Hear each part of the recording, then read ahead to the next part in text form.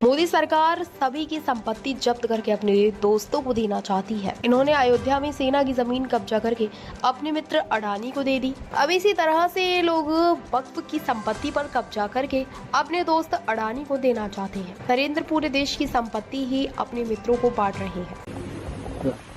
जी, अभी वक्फ एक्ट में संशोधन की बात कही जा रही है कि सरकार लेके आ सकती है। जो all India Muslim personal law board है, सभी इसके विरोध में है कि ये फिर से थोपने की कोशिश है।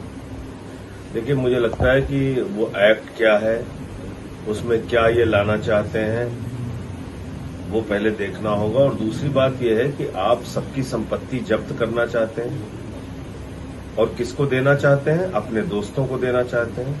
आज अयोध्या से क्या रिपोर्ट आई है? अयोध्या से क्या रिपोर्ट आई है?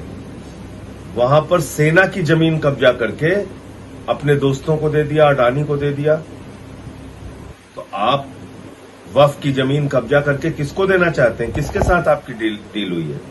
आप एयरपोर्ट देना चाहते हैं अपने दोस्त अडानी को, आप रेल देना चाहते हैं, सेल देना चाहते हैं, पूरा हिंदुस्तान एक ही आदमी को देना चाहते हैं। तो अब वक्फ की संपत्ति डील हुई होगी। कितना इलेक्टोरल बॉन्ड लिया है मोदी जी ने, ये बताना चाहिए उनको।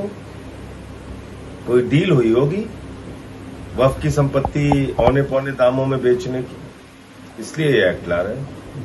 आरक्षण में जो एक तरह से सुप्रीम कोर्ट ने जो अपनी तरफ से टिप्पणी की, उसके बाद सवाल उठ रहे हैं। कल मायावती ने भी उसके सवाल खड़े किया, आप लोगों ने भी क्रीमी लेयर को लेकर जो बातें कही जा रही थी उसके सवाल खड़े किया। देखिए, क्रीमी लेयर, अब सवाल ये समझिए पहले आप, दलितों और आदिवासियों का आरक्षण, अनुसूचित जाति और जनजाति का आरक्षण संविधान की धारा 341 और 342 के तहत जो मिला है। 341 में आरक्षण का आधार शुद्ध रूप से जातीय भेदभाव है, आर्थिक ही नहीं है। अब उसमें क्रीमी लेयर का सवाल कहां से लेके आ रहे हैं? मुझे आप बताइए, बीजेपी का एक सांसद अगर एससी रिजर्व सीट से एक बार सांसद बन जाएगा तो वो तो क्रीमी लेयर हो जाएगा, फिर दोबारा उस सीट से चुनाव नहीं लड़ सकता। बीजेपी का एक एमएलए या किसी भी पॉलिटिकल पार्टी का एक एमएलए या एमपी एक बार एक एससी रिजर्व सीट से लड़ जाएगा, फिर वो क्रीमी लेयर हो जाएगा, दोबारा उस सीट से तो चुनाव लड़ नहीं सकता। तो इस प्रकार से आप दलित और आदिवासियों का जो नेतृत्व है वो धीरे धीरे आप समाप्त करना चाहते हैं संसद और विधानसभाओं में। भाई, एक बार में किसी का नेतृत्व उभर के नहीं आ पाता सामने कि आपने एक बार एमपी बना दिया, एमएलए बना दिया, लेकिन आपकी डेफिनेशन के हिसाब से तो वो तो क्रीमी लेयर में चले जाएंगे, फिर दोबारा उस सीट से चुनाव नहीं लड़ पाएंगे।